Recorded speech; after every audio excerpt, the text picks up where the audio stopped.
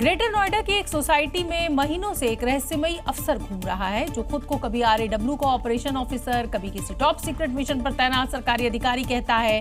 Confidence ऐसा कि लोग एक नजर में भरोसा भी कर लेते हैं।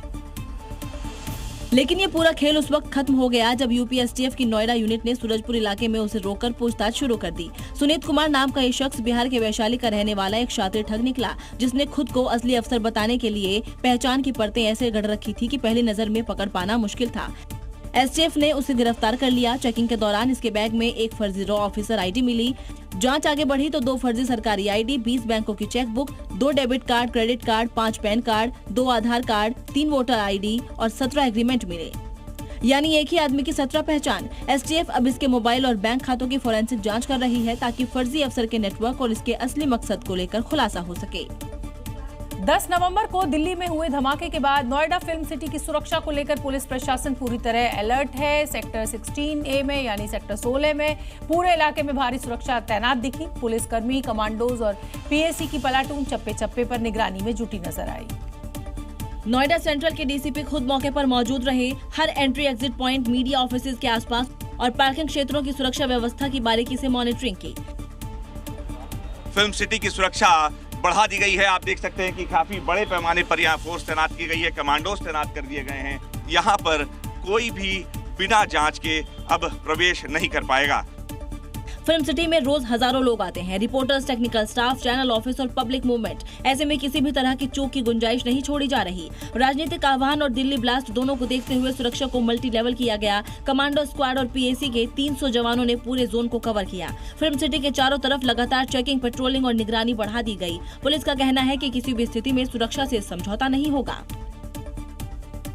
9 साल के प्रेम और 3 साल की शादी को तोड़कर दूल्हे राजा दूसरी शादी रचा रहे थे और इसी बीच जयमाला के स्टेज पर उनकी पहली पत्नी पहुंच गई। उसके बाद शादी का जो माहौल था वो कैसे बदला, देखिए।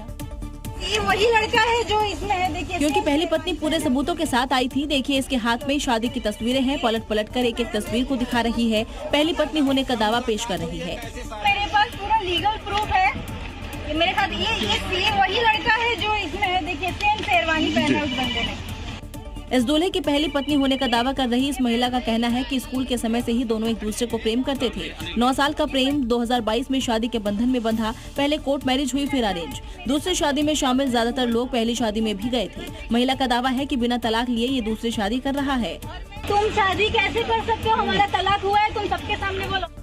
अभी जयमाल की रस्म भी नहीं हुई थी कि दूल्हे की पहली पत्नी पहुंच गई और उसकी एक एक पोल खोल दी। इस बीच दुल्हन स्टेज से उठी और कमरे में चली गई। थोड़ी देर बाद उसने शादी से इनकार कर दिया।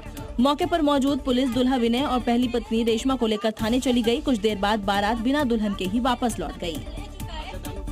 पंजाब के गुरदासपुर में एक बेहद चौंकाने वाला मामला सामने आया है। यहाँ एक पूर्व सैनिक ने घरेलू कलेश की वजह से अपनी पत्नी और सास की गोली मारकर हत्या कर दी। जेल में सिक्योरिटी गार्ड की ड्यूटी कर रहे इस पूर्व सैनिक ने सरकारी AK-47 से इस पूरी घटना को अंजाम दिया। हत्या का एक CCTV भी सामने आया है जिसमें दोनों महिलाएं खुद को बचाने की कोशिश करती हैं। इसी दौरान जब वो मोबाइल से किसी को इस झगड़े की जानकारी देने लगती है तो आरोपी गुरप्रीत गुस्से में गोली चला देता है। सेना से रिटायर होने के बाद आरोपी एक सिक्योरिटी एजेंसी में काम कर रहा था। पूर्व सैनिक होने के नाते कंपनी ने उसे AK-47 दे रखी थी। घटना की जानकारी मिलते ही पुलिस की टीम मौके पर पहुंची और सरेंडर करने को कहती है, लेकिन आरोपी हथियार डालने को तैयार नहीं होता। इसी बीच पुलिस की ओर से कार्रवाई शुरू कर दी जाती है, जिससे बचने के लिए वो खुद को गोली मार लेता है। परिजनों के मुताबिक गुरप्रीत बेहद गुस्सैल किस्म का शख्स था और उसके इसी गुस्से ने 3 लोगों की जान ले ली। बिहार में शराबबंदी है और इसके बावजूद यहाँ धड़ल्ले से शराब की सप्लाई होती है। अब इस धंधे में बिहार की महिलाएं भी उतर आई हैं और इसका भंडाफोड़ तब हुआ जब पुलिस ने 2 महिलाओं को धर दबोचा। बताया जा रहा है कि आरोपी महिलाएं शराब की बोतलें उत्तर प्रदेश से ला रही थी, जिसकी गुप्त जानकारी आबकारी विभाग को लगी, जिसके बाद यूपी से बिहार के मुजफ्फरपुर जा रही मौर्य एक्सप्रेस ट्रेन में तलाशी अभियान चलाकर 2 महिलाओं को गिरफ्तार कर लिया। इन महिलाओं के पास से शराब की बोतलें भी बरामद की गईं, जिन्हें महिलाओं ने प्लास्टिक के बेल्ट नुमा ढांचे के अंदर छिपा रखी थी।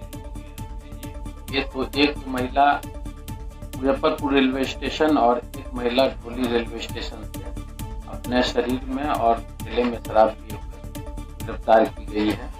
महिलाओं से पूछताछ में पुलिस को पता चला कि यूपी से शराब लेकर मुजफ्फरपुर के कई जगहों पर कई तस्कर को सप्लाई करती थीं, जिनमें और भी महिलाएं शामिल हैं, जिनकी तलाश की जा रही है।